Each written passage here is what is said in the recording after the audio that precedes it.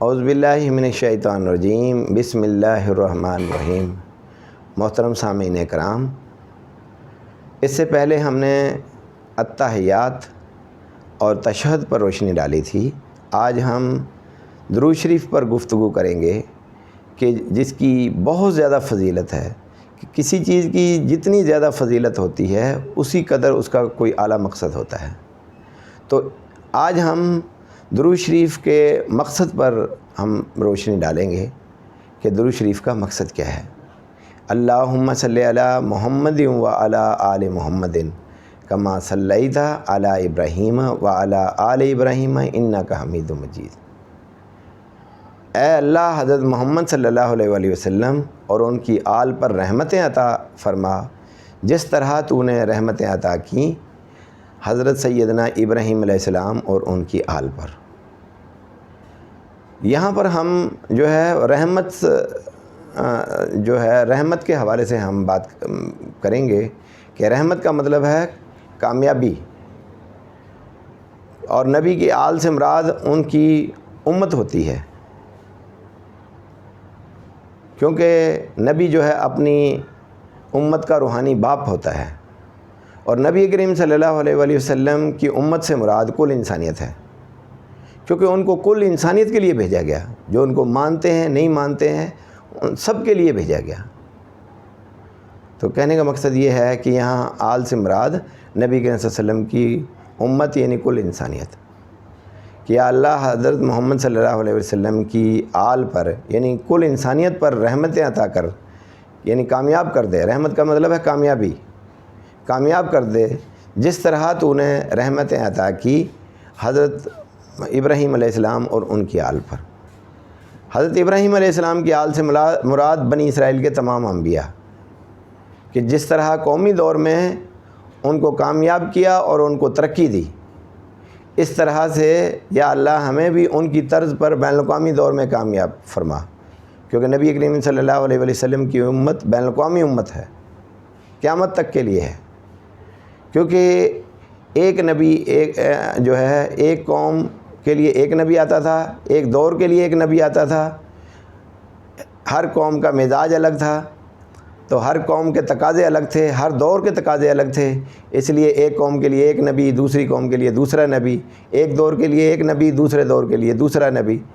تو قوموں کی تو بہت ساری اکائیاں ہوتی ہیں، لیکن بین الاقوامیت کی کوئی دوسری اکائی نہیں ہوتی۔ جب بین الاقوامی اصول وضع کر دیے گئے، قانون سازی ہو گئی، تو پھر بین الاقوامیت کی کوئی دوسری اکائی نہیں ہوتی، اس لیے پھر اس کے بعد نبی کی ضرورت نہیں رہی۔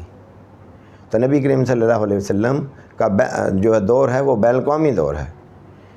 تو اس میں سیدنا ابراہیم علیہ السلام اور ان کی آل کی کیوں مثال دی گئی؟ کیونکہ ان کا دور قومی دور تھا، اور وہ قومی دور میں کامیاب ٹھہرے۔ تو ہمیشہ ابھی نبی کریم صلی اللہ علیہ وسلم بین الاقوامی نبی ہیں، محبوب کبریاء ہیں، امام الانبیاء ہیں، لیکن حضرت ابراہیم علیہ السلام اور ان کی آل کو آئیڈیل تصور کرتے ہوئے بین الاقوامی دور کے حوالے سے اللہ تعالیٰ سے درخواست کی گئی کہ یا اللہ جس طرح انہیں قومی دور میں کامیاب کیا، تو حضرت محمد صلی اللہ علیہ وسلم کی آل یعنی کل انسانیت کو بین الاقوامی دور میں کامیاب فرما۔ تو اس میں کیونکہ بین الاقوامی نظام کی بھی پہلی سیڑھی تو قومی نظام ہوتا ہے، اس لیے بنی اسرائیل کے انبیاء کی یہاں مثال دی گئی۔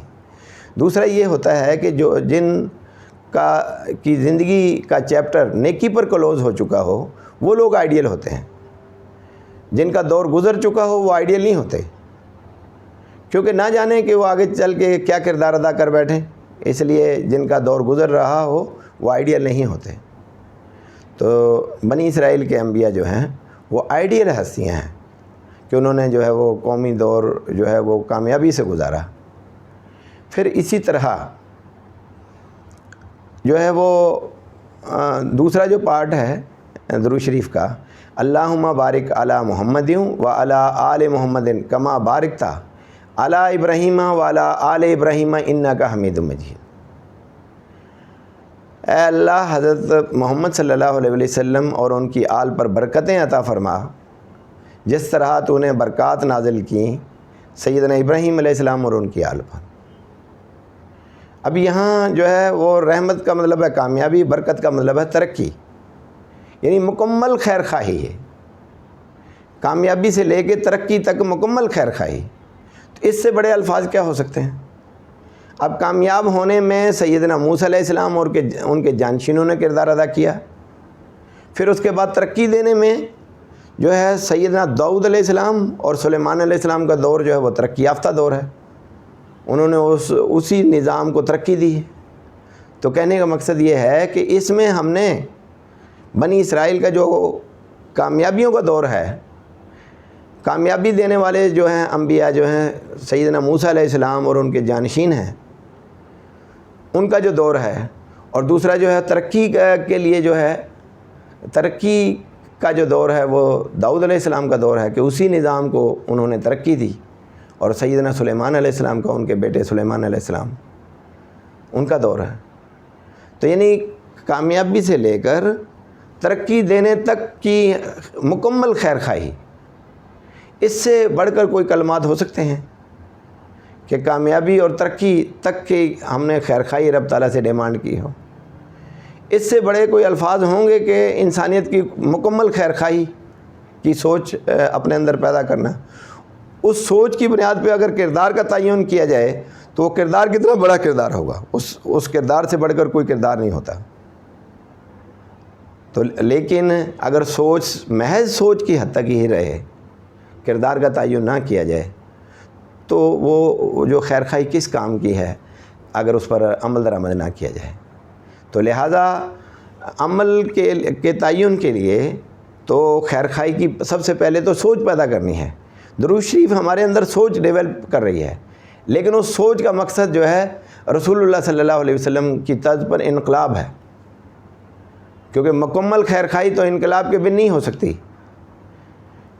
کہ کامیابی یعنی کامیابی سے مراد ہے کہ غلامی سے چھٹکارا، قومی وسائل کو آزاد حیثیت میں لانا، پھر اس کے بعد جو ہے ترقی کی سوچ رکھتے ہوئے اپنے اس سسٹم کو ترقی دینا، پھر وہ جو ہے اس سوچ کو پوری دنیا میں اس کو جو ہے وہ اس سوچ کو غالب کرنا، اس کی تشہیر کرنا اس سوچ کی، کہ پوری دنیا اس سوچ پر اکٹھی ہو جائے جو خیر خواہی والی سوچ ہے، بلا امتیاز رنگ نسل مذہب کے۔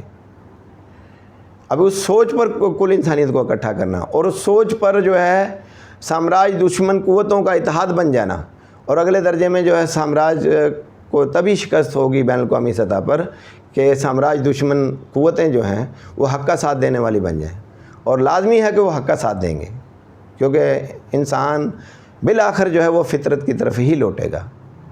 اس کے بعد جو ہے وہ دعا ہے، ربنا آتنا فی الدنیا حسنۃ وفی الآخرۃ حسنۃ وقنا عذاب النار۔ یا اللہ ہمیں دنیا میں کو آسن بنا دے ہمارے لیے، اور پھر اس کے بعد آخرت کو بھی۔ دنیا کو آسن بنانے سے مراد کیا ہے کہ دنیا غلام ہوتے ہوئے تو آسن نہیں ہوگی دنیا، جہاں جو ہے طبقاتی نظام ہو، قانونیت ہو، یا چند لوگ انسان سب قومی وسائل چند ہاتھوں میں ہوں، تو وہاں کیسے ترقی ہو پائے گی؟ دنیا تو آسن نہیں بنے گی۔ دنیا آسن تبھی بنے گی کہ ایسا ایک انقلاب برپا ہو جیسا رسول اللہ صلی اللہ علیہ وسلم نے برپا کیا، کہ جس کے نتیجے میں مکمل خوشحالی اور امن قائم ہوا۔ پورے قرآن کے دو ہی مقصد ہیں، واقیم الصلاۃ وآتوا الزکوٰۃ۔ واقیم الصلاۃ روحانی ترقی، کیونکہ انسان دو چیزوں کا مرکب ہے، روح اور جسم۔ وآتوا الزکوٰۃ معاشی توازن کی بنیاد پر تمدنی ترقی، یعنی اللہ تعالیٰ نے جسم کے اعتبار سے انسان میں دو چیزیں رکھی ہیں، ضروریات اور خواہشات۔ ضروریات اور خواہشات میں بیلنس کرنے کا جو نظام ہے قرآنی اصطلاح میں اس کو زکوٰۃ کہا گیا، اور روح کو ترقی دینا یعنی اخلاقیات کو ڈیولپ کرنے کا جو نظام ہے قرآنی اصطلاح میں اس کو صلاۃ کہا گیا۔ یعنی صلاۃ اور زکوٰۃ کی بنیاد پر ایک ایسا نظام قائم کرنا کہ جس میں مکمل ترقی ہو سکے، جس میں یعنی دنیا جنت بن جائے۔ دنیا کو جنت بنائیں گے تو تب ہی آخرت میں جنت ملے گی، اگر دنیا جہنم بنائی تو آخرت میں بھی جہنم ہی کے مستحق ہوں گے۔